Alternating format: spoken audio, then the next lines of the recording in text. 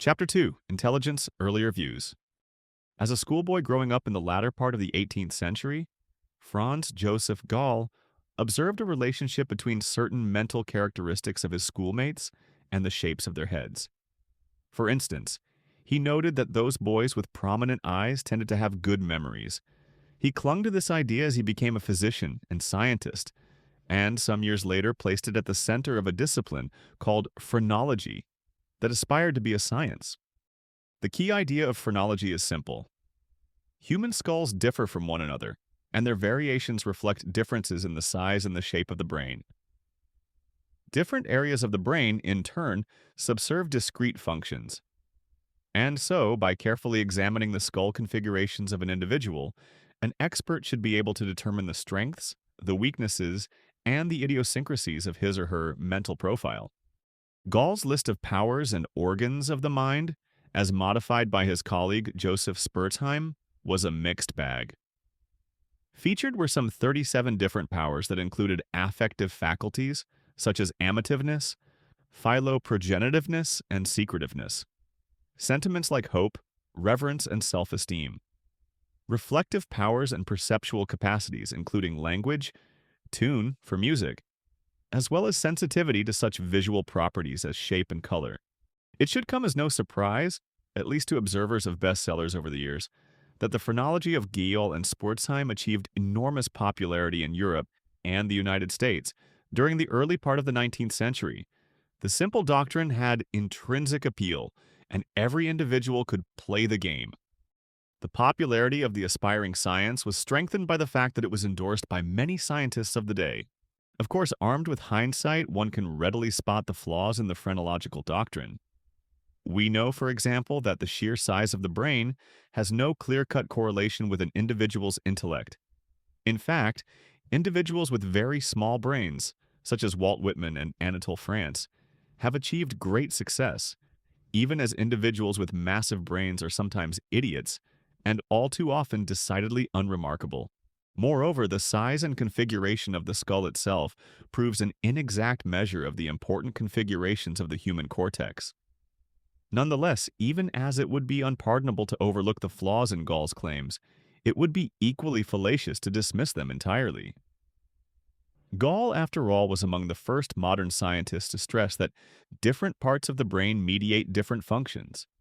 The fact that we are not yet able to pinpoint specifically the relationship between size, shape, and function should by no means be taken as proof that we will never be able to do so. Moreover, Gall proposed other pregnant ideas, among them this fascinating claim. There do not exist general mental powers such as perception, memory, and attention, but rather there exist different forms of perception, memory, and the like for each of the several intellectual faculties such as language, music, or vision. Though seldom taken seriously throughout most of the history of psychology, this idea proves to be highly suggestive and may well be correct. The century following Gall's original claims has seen repeated oscillations between a belief in localization of function and a skepticism about this entire line of brain behavior correlations. In fact, this oscillation continues to plague us today. The first dubious voices were raised in the decades following Gall's original publications in the early 1800s. Scholars like Pierre Fleuron showed, by extirpating different parts of the brain of an animal and then observing its new behavior, that some of Gall's claims could not be supported. But then a strong chorus of support came in the 1860s, when the French surgeon and anthropologist Pierre-Paul Broca demonstrated for the first time an indisputable relationship between a specific brain lesion and a particular cognitive impairment. In particular, Broca amassed evidence that a lesion in a certain area of the left anterior portion of the human cortex caused aphasia, the breakdown of linguistic capacities. This dramatic demonstration was followed in succeeding years by ample documentation that various lesions in the left hemisphere could impair particular linguistic functions along specifiable lines. One lesion would reliably impair reading, while another would compromise naming or repetition. Localization of function, if not phrenology, once more carried the day. Attempts to relate the brain to mental function or for that matter, to uncover the physical roots of mental functions, antedated the 19th century. The Egyptians had located thought in the heart and judgment in the head or kidneys. Pythagoras and Plato had held the mind to be in the brain. Analogously, Aristotle thought that the seat of life is in the heart, while Descartes placed the soul in the pineal gland. Scientists of the 19th century were not the first to try to break down the range of human intellectual abilities, though a list of 37 was on the longish side. Plato and Aristotle had certainly been interested in varieties of rational thought and forms of knowledge. During the Middle Ages, scholars dwelled upon the trivium and the quadrivium, those realms of knowledge that every educated person mastered. The Hindu Upanishads actually describe 7 kinds of knowledge. What the 19th century ushered in were highly specific claims about the profile of human mental capacities, and eventually empirically based efforts in the clinic and the experimental laboratory to relate specific areas of the brain to particular cognitive functions. Efforts to set up psychology as a science began in earnest in the latter half of the 19th century, with scholars like Wilhelm Wundt in Germany and William James in America providing a rationale and leading the way. Because the history of prescientific psychology was entangled with philosophy rather than with medicine, and because the first psychologists themselves were eager to define their discipline as separate from physiology and neurology, there was relatively little contact between the new breed of psychologists and the individuals who were conducting experiments with the human brain.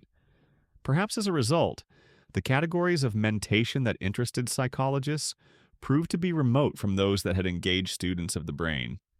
Rather than thinking, like Gall, in terms of particular mental contents, like language, music, or various forms of visual perception, psychologists searched, and have continued to search, for the laws of broad, horizontal mental faculties, abilities like memory, perception, attention, association, and learning.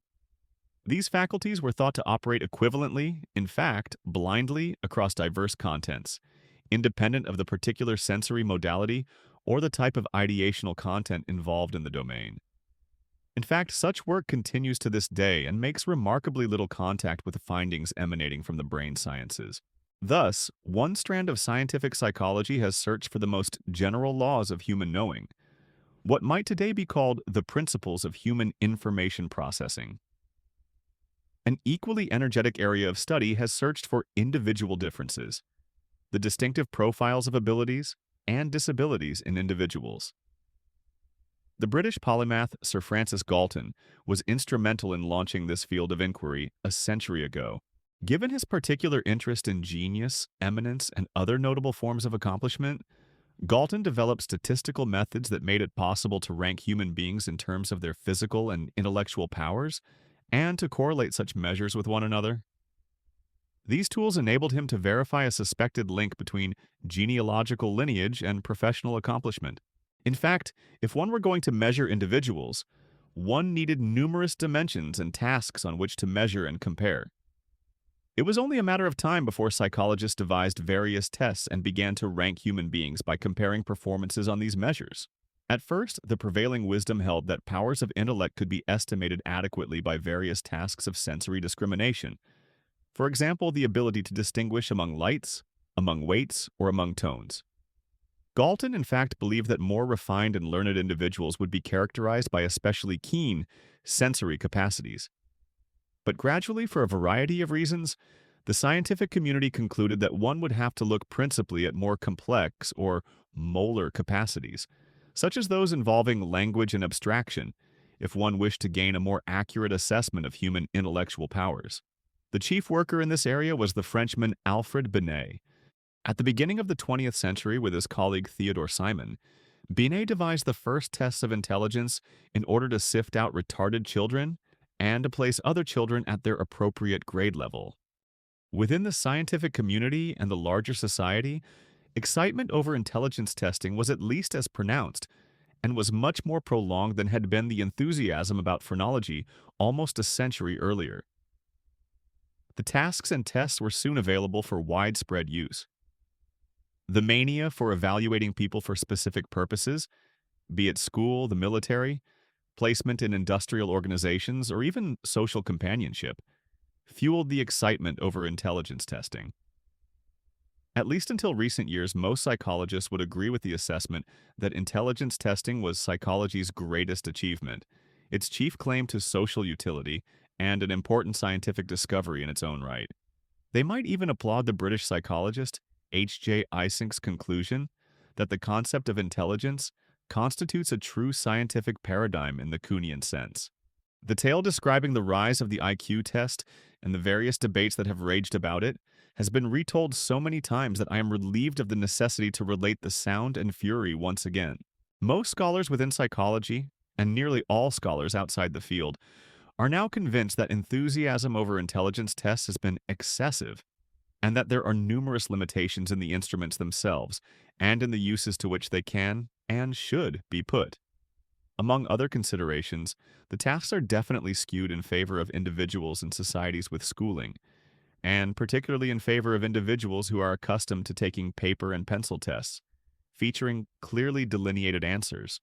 As I have noted, the tests have predictive power for success in schooling, but relatively little predictive power outside the school context, especially when more potent factors like social and economic background have been taken into account. Too much of a hullabaloo over the possible heritability of IQ has been sustained over the past few decades.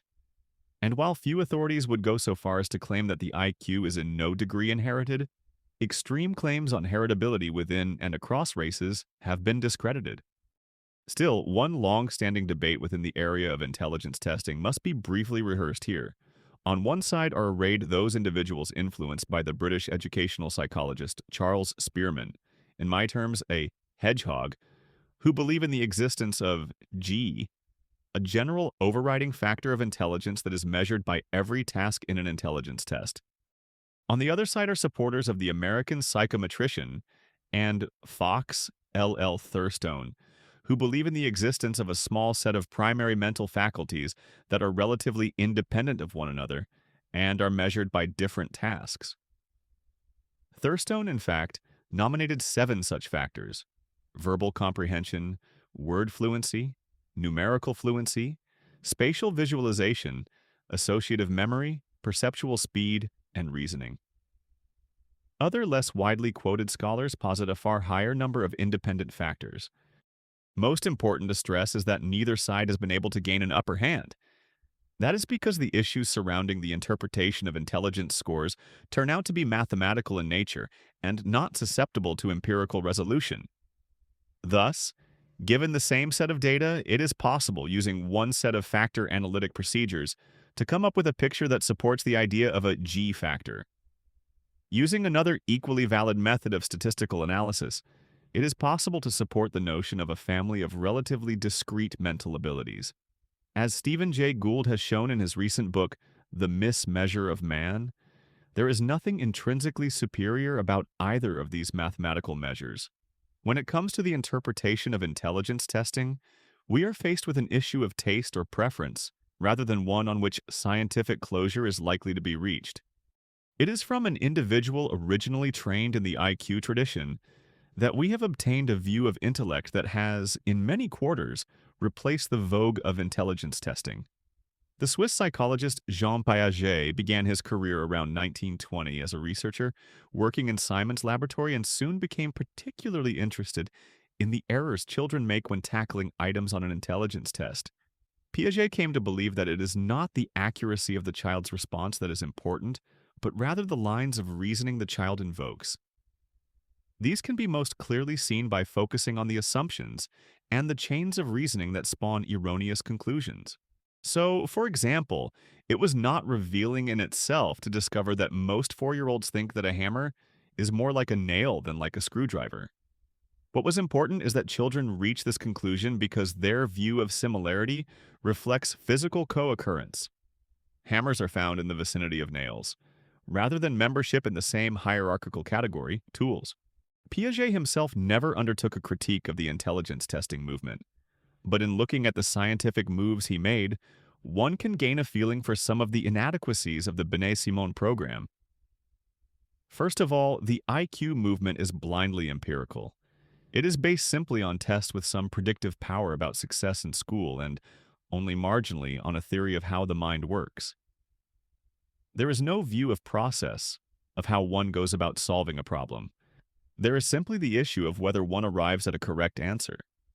For another thing, the tasks featured in the IQ test are decidedly microscopic, are often unrelated to one another, and seemingly represent a shotgun approach to the assessment of human intellect. The tasks are remote in many cases from everyday life. They rely heavily upon language and upon a person's skill in defining words, in knowing facts about the world, and in finding connections and differences among verbal concepts. Much of the information probed for in intelligence tests reflects knowledge gained from living in a specific social and educational milieu. For instance, the ability to define tort or to identify the author of the Iliad is highly reflective of the kind of school one attends or the tastes of one's family. In contrast, intelligence tests rarely assess skill in assimilating new information or in solving new problems. This bias toward crystallized rather than fluid knowledge can have astounding consequences. An individual can lose his entire frontal lobes, in the process becoming a radically different person, unable to display any initiative or to solve new problems, and yet may continue to exhibit an IQ close to genius level. Moreover, the intelligence test reveals little about an individual's potential for further growth. Two individuals can receive the same IQ score, yet one may turn out to be capable of a tremendous spurt in intellectual attainment, while another may be displaying the very height of his intellectual powers. To put it in the terms of the Soviet psychologist Lev Vygotsky, intelligence tests fail to yield any indication of an individual's zone of potential or proximal development. With such critical considerations at least implicitly in mind, Piaget developed over several decades a radically different and extremely powerful view of human cognition. In his view, all study of human thought must begin by positing an individual who is attempting to make sense of the world. The individual is continually constructing hypotheses and thereby attempting to generate knowledge. He is trying to figure out the nature of material objects in the world, how they interact with one another, as well as the nature of persons in the world, their motivations, and their behavior. Ultimately, he must piece them all together into a sensible story, a coherent account of the nature of the physical and the social worlds. Initially, the baby makes sense of the world, primarily through his reflexes, his sensory perceptions, and his physical actions upon the world. After a year or two, he arrives at a practical or sensory motor knowledge of the world of objects as they exist in time and space.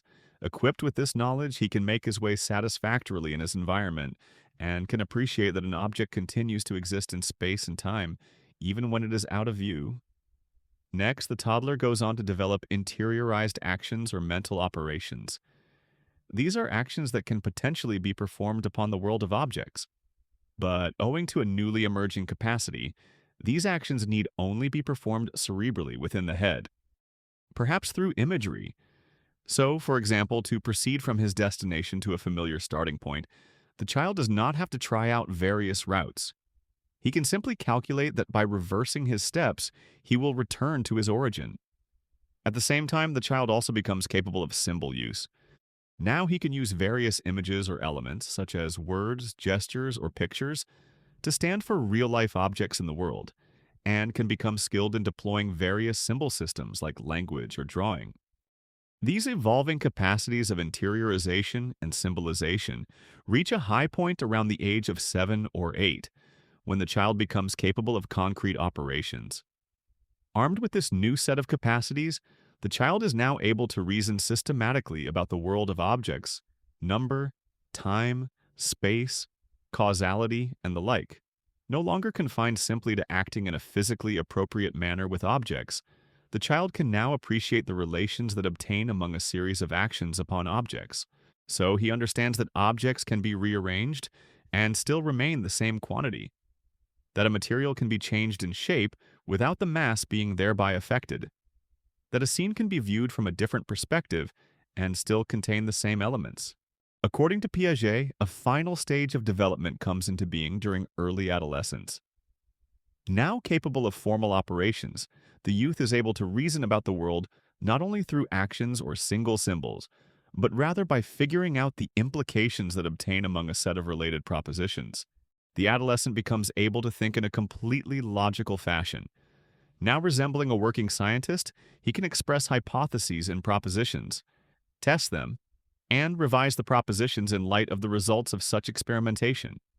These abilities in hand, or in head, the youth has achieved the end state of adult human cognition.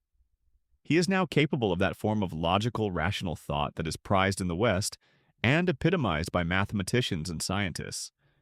Of course, the individual can go on to make further discoveries, but he will no longer undergo any further qualitative changes in his thinking. This sprint through Piaget's principal precepts highlights some of the strengths and the weaknesses of his formulation. On the positive side, Piaget has taken children seriously. He has posed to them problems of importance, particularly ones drawn from the scientific realm, and has adduced evidence that, at each stage, the same underlying organized structure can be discerned across a wide range of mental operations.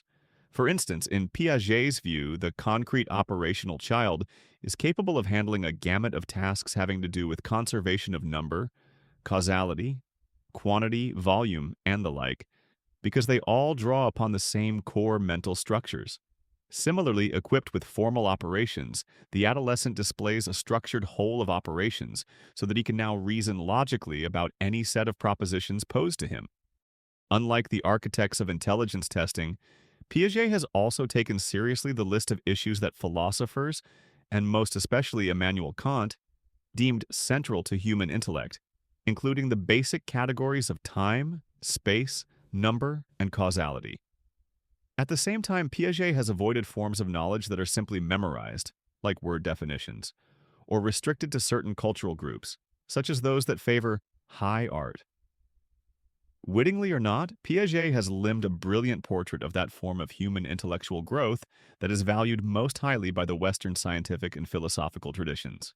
But these undeniable strengths, which have made Piaget the theorist of cognitive development, cohabit with certain weaknesses that have become increasingly clear over the past 2 decades. First of all, while Piaget has painted a redoubtable picture of development, it is still only one sort of development. Centered on the intellectual agenda addressed by the young scientist, Piaget's model of development assumes relatively less importance in non-Western and pre-literate contexts, and may, in fact, be applicable only to a minority of individuals, even in the West. The steps entailed in achieving other forms of competence, those of an artist, a lawyer, an athlete, or a political leader, are ignored in Piaget's monolithic emphasis upon a certain form of thinking. Of course, Piaget's perspective might be limited, yet totally accurate within its own restricted domain. Alas, a generation of empirical researchers who have looked closely at Piaget's claims have found otherwise. While the broad outlines of development as sketched by Piaget remain of interest, many of the specific details are simply not correct. Individual stages are achieved in a far more continuous and gradual fashion than Piaget indicated. In fact, one finds little of the discontinuity that he claimed, and that made his theoretical claims particularly riveting. Thus, most tasks claimed to entail concrete operations can be solved by children in the pre-operational years, once various adjustments have been introduced into the experimental paradigm. For example, there is now evidence that children can conserve number, classify consistently, and abandon egocentrism as early as the age of 3. Findings in no way predicted, or even allowed, by Piaget's theory. Another claim central to Piaget's theory has also fallen on hard times. He contended that the various operations that he had uncovered could be applied to any manner of content. In this, he resembled the proponents of horizontal faculties, who believe in all-encompassing processes like perception or memory. In reality, however, Piaget's operations emerge in a much more piecemeal fashion, proving effective with certain materials or contents while failing to be invoked or being invoked improperly with other materials. Thus, for example, a child who exhibits the operation of conservation with some materials will fail to conserve with other materials. Piaget was aware that operations would not crystallize instantaneously.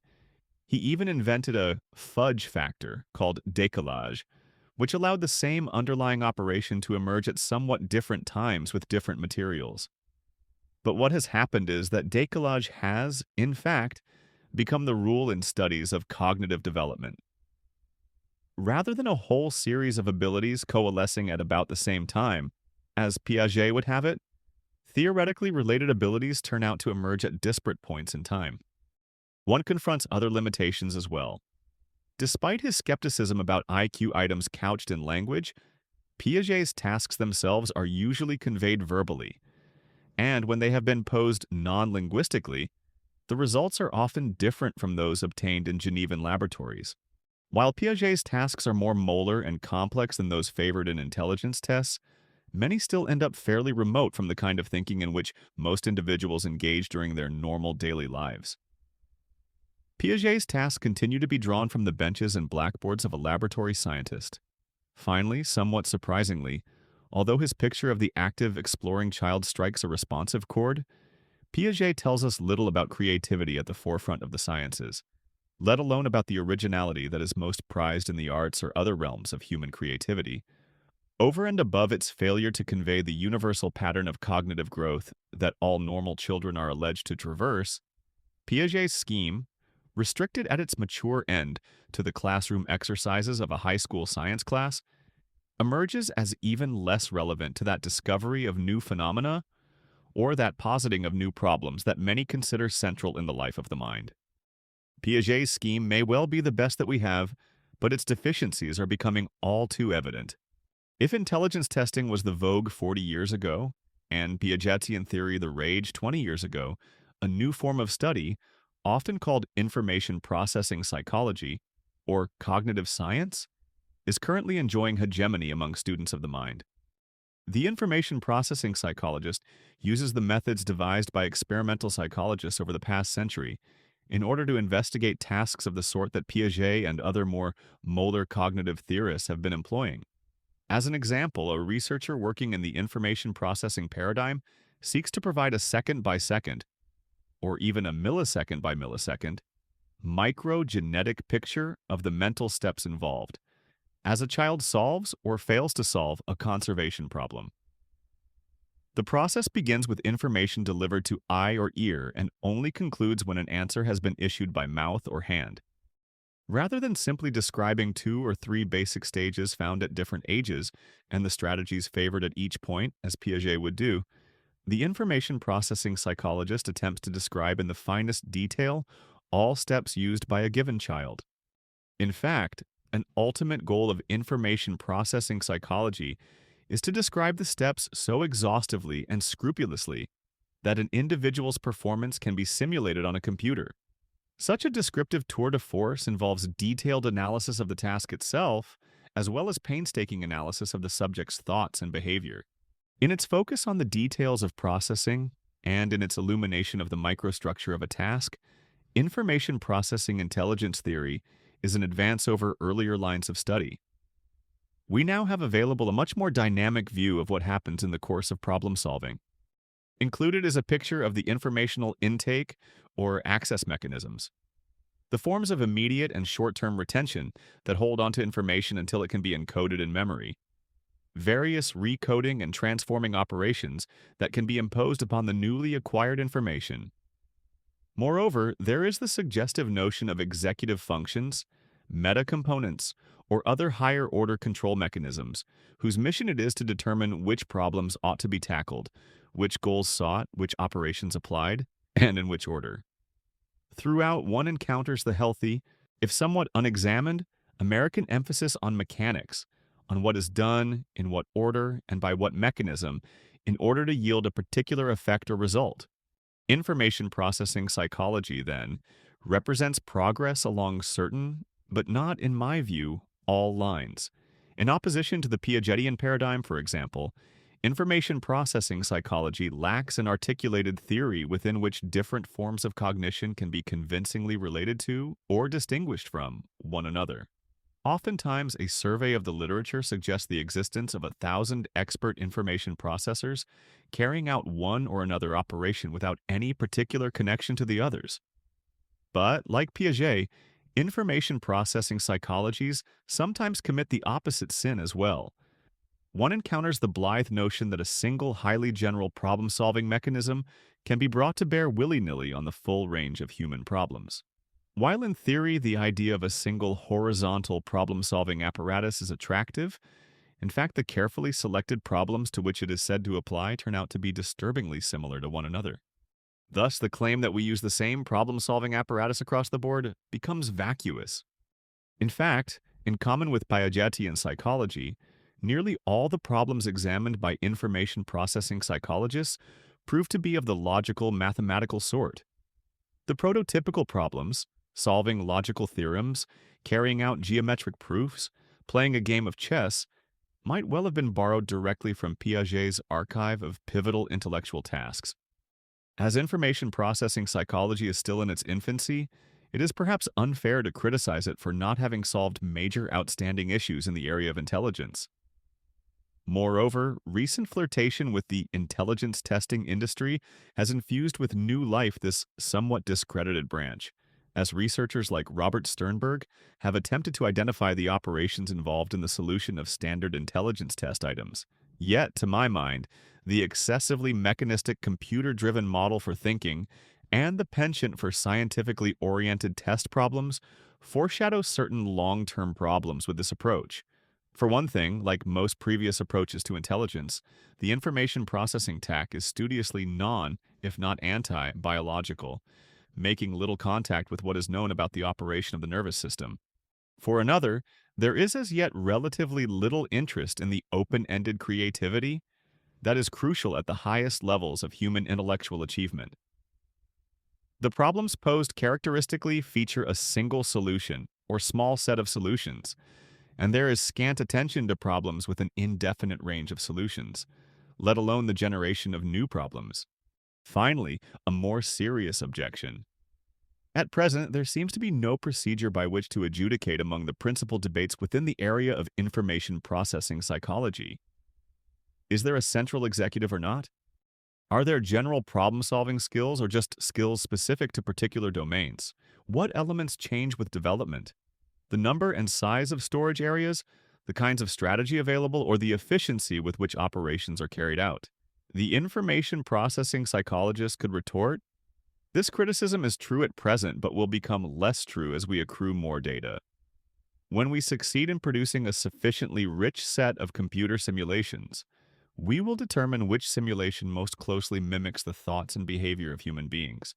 But as I see it, it is far too easy to spin out simulations that can support rival lines of argument, or to counter an apparent refutation of a model simply by effecting minor adjustments in a task. Should one psychologist claim that short-term memory may contain more than the reported magic number of 7 chunks, a defender of the classic position can simply count the chunks differently, or claim that what had been 4 chunks have been re-chunked into 2. More generally, unless one can envision a decisive test between one information processing approach and another, one is faced with the likelihood that there will be as many convincing information flow box diagrams as there are ingenious researchers. Investigations that accentuate one view of human intellect naturally breed a counter-movement. As we have seen, the IQ, the Piagetian, and the information processing approaches all focus on a certain kind of logical or linguistic problem-solving. All ignore biology, all fail to come to grips with the higher levels of creativity, and all are insensitive to the range of roles highlighted in human society. Consequently, these facts have engendered an alternative point of view that focuses precisely on these neglected areas. I cannot write about this fledgling movement in a disinterested way because it is closest to my own work and my own beliefs. It is perhaps best to regard this final section as an introduction to the argument being developed throughout the remainder of the book, rather than as a mere conclusion to the survey undertaken in this chapter. As a symbol of this move, I shall adopt the collaborative we in describing the principal features of this approach. For much of the 20th century, philosophers have displayed a particular interest in human symbolic capacities. According to such influential thinkers as Ernst Cassirer, Suzanne Langer, and Alfred North Whitehead, the ability of human beings to use various symbolic vehicles in expressing and communicating meanings distinguishes human beings sharply from other organisms. Symbol use has been key in the evolution of human nature, giving rise to myth, language, art, and science. It has also been central in the highest creative achievements of human beings, all of which exploit the human symbolic faculty. We may speak of 2 paradigm shifts in philosophy.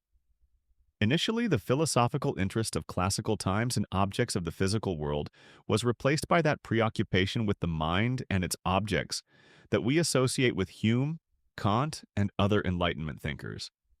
In the 20th century, however, the focus shifted once again, this time to the actual symbolic vehicles of thought. Thus, much of contemporary work in philosophy is directed toward an understanding of language, mathematics, visual arts, gestures, and other human symbols. We can observe the same trends at work in psychology. There, too, we discern a shift from external behavior to the activities and products of human minds, and specifically to the various symbolic vehicles in which human individuals traffic. Rather than considering symbolic vehicles or the media by which they are transmitted as transparent means by which the same contents are presented, a number of researchers, including David Feldman, David Olson, Gavriel Salomon, and myself, have elected to take human symbol systems as a primary focus of attention. In our view, much of what is distinctive about human cognition and information processing involves the deployment of these various symbol systems. It is at least an open question, an empirical issue, whether operation of one symbol system, such as language, involves the same abilities and processes as such cognate systems as music, gesture, mathematics, or pictures. It is equally open whether information encountered in one medium, say film, is the same information when transmitted by another medium, say books. In adopting this symbolic perspective, my colleagues and I do not propose to throw away the Piagetian baby with the bathwater. Rather, we seek to use the methods and the overall schemes fashioned by Piaget and to focus them not merely on the linguistic, logical, and numerical symbols of classic Piagetian theory, but rather upon a full range of symbol systems encompassing musical, bodily, spatial, and even personal symbol systems. The challenge, as we see it, is to compose a developmental portrait of each of these forms of symbolic competence and to determine empirically which connections or distinctions might obtain across them. The problem of reconciling a pluralistic approach to cognition with Piaget's unilineal developmental scheme has been well addressed by David Feldman. According to this educationally oriented developmental psychologist, cognitive accomplishments may occur in a range of domains. Certain domains, such as the logical mathematical one studied by Piaget, are universal. They must be and are confronted and mastered by individuals all over the world, simply by virtue of their membership in the same species and the resultant need to cope with that species' physical and social environment. Other domains are restricted to certain cultures. For example, the capacity to read is important in many cultures but unknown or minimally valued in others. Unless one lives in a culture where this domain is featured, one will make little or no progress in it. Still, other domains are restricted to pockets within a culture. For example, map making is important in some literate subcultures but not in others. One also encounters domains that are highly idiosyncratic. Chess playing, the mastery of the Japanese game of Go, and expertise in crossword puzzles are not essential in any division of society, and yet some individuals realize tremendous achievements in those domains within a particular culture. Finally, arrayed at the opposite extreme from universal domains are unique domains, areas of skill in which initially only one or a tiny handful of individuals make progress. One might think of the innovative scientist or artist as working in a unique domain, a domain of which he is currently the only denizen. What is particularly fascinating is that eventually unique domains may become so well explored and articulated by an individual or a small group that they become accessible to other individuals. Many scientific or artistic breakthroughs, such as calculus or the theory of evolution, initially began as unique domains but now can be mastered by large segments of a culture. And perhaps the same thing occurred in the remote past in such cultural domains as mapmaking or reading. A focus on the mastery of domains entails certain assumptions. One belief is that within each domain there exists a series of steps or stages, ranging from the level of rank novice, through apprentice or journeyman status, to the status of expert or master. Irrespective of domains, there should, in proper Piagetian fashion, be a stage-like sequence through which any individual must pass. However, individuals differ greatly from one another in the speed with which they pass through these domains. And, contra Piaget, success at negotiating one domain entails no necessary correlation with speed or success in negotiating other domains. Domains may be cordoned off from one another in this sense. Moreover, progress in a domain does not depend entirely on the solitary individual's actions within his world.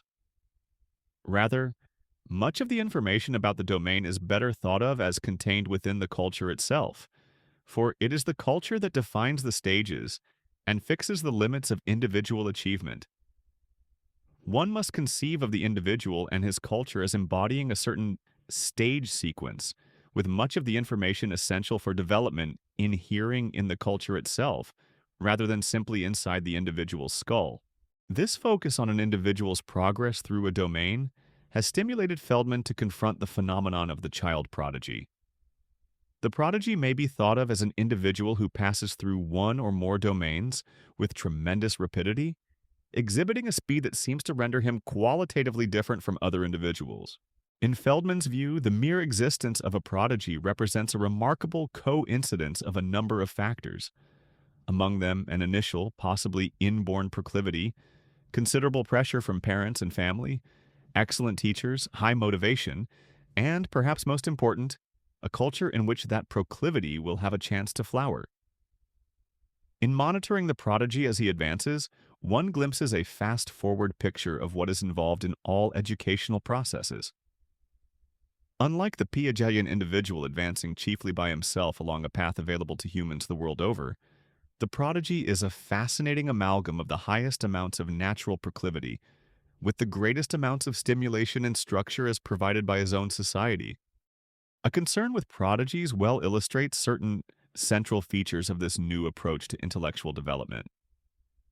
First of all, the very existence of prodigies poses a problem that cannot be handled by Piagetian theory: how an individual can be precocious in just one area of development.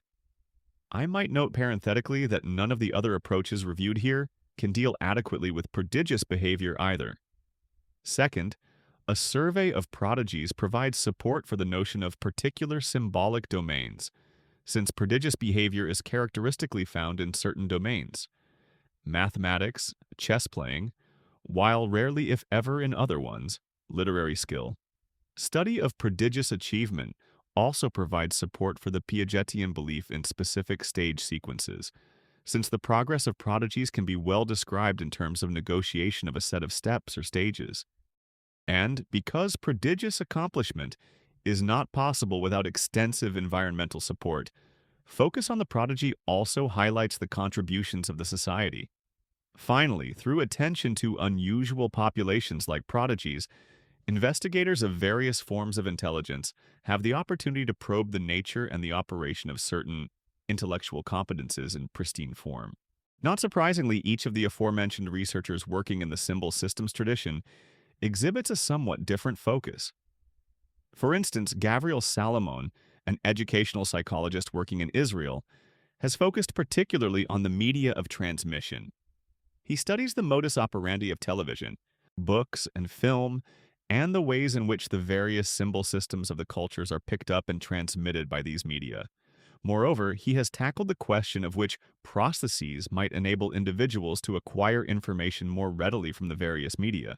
David Olson, a cognitive developmental psychologist at the Ontario Institute for Studies on Education, pioneered in this area by showing that even in a task as simple as constructing a diagonal, the medium of presentation exerts a profound influence on a child's performance. Recently, Olson has focused more on the role of the symbol systems of literacy. He has accrued evidence that individuals reared in a society where literacy is highlighted learn and reason differently from those who employ other kinds of symbol systems in non-schooled settings. In work at Harvard Project Zero, my colleagues and I have sought to uncover the fine structure of development within each particular symbol system. We have sought to ascertain whether certain common processes may cut across diverse symbol systems, or whether, alternatively, each symbol system is better described as having its own developmental course. Then, in complementary research at the Boston Veterans Administration Medical Center, my colleagues and I posed the opposite question. In which ways do the various human symbolic capacities break down under specific conditions of brain damage?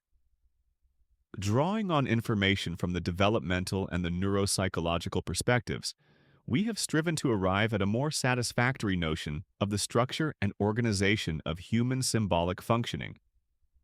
Our goal has been to arrive at the natural kinds of symbol systems, the families of symbol systems that hang together or fall apart, and the ways they might be represented in the human nervous system. To my mind, and here I do not presume to speak for others in the symbol systems movement, a pivotal issue concerns the definition and delineation of particular symbolic domains. Proceeding in terms of logical considerations, one can effect discriminations among specific symbol systems. This is what Nelson Goodman and other philosophers have elected to do. One can also adopt a historical or cultural view, simply taking as given the list of particular symbol systems or domains that a culture has chosen to exploit for educational or communicational purposes. Following this line of argument, one refers to map-making or chess-playing, history or geography, as domains, just because they have been so designated by the culture as a whole. One can also adopt the empirically ordered approach of intelligence testers. Here, one simply ascertains which symbolic tasks correlate statistically and assumes that these reflect the same underlying competence. In following this path, one is restricted by the nature of the tasks used. Hence, one may well come up with a misleading correlation, particularly if one happens to have used an idiosyncratic collection of tasks. Finally, one can assume the approach of the neuropsychologist, who looks at which symbolic capacities break down together under conditions of brain damage, and hypothesizes that these reflect the same natural kind. Even this approach, to which I am personally wedded, has its pitfalls, however.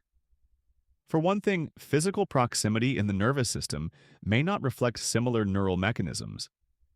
Highly different functions might be carried out in neighboring regions of the cortex. For another, the way in which cultures mold or exploit raw computational capacities may influence the organization of capacities.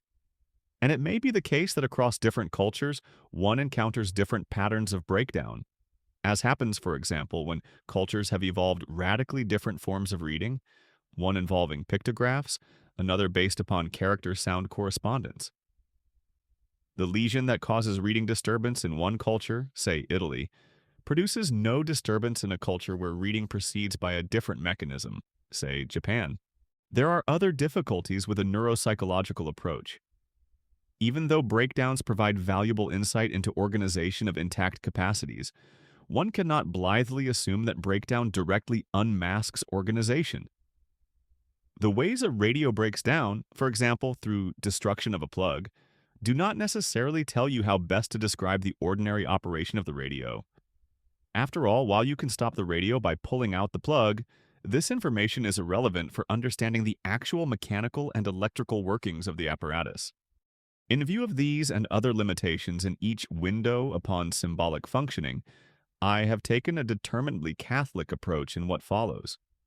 I have surveyed information from a wide range of sources, including developmental data, psychometric findings, descriptions of special populations, such as idiots, savants, and prodigies, all in an effort to arrive at an optimal description of each domain of cognition and symbolization.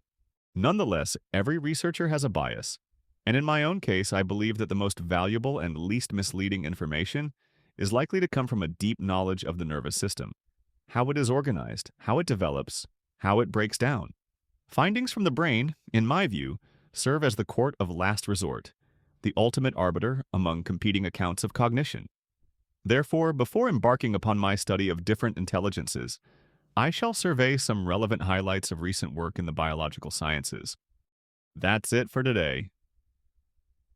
If you enjoyed this video, you might want to check our link in the description, where you'll find Gardner's book summary and many other fundamental persuasion books in different languages.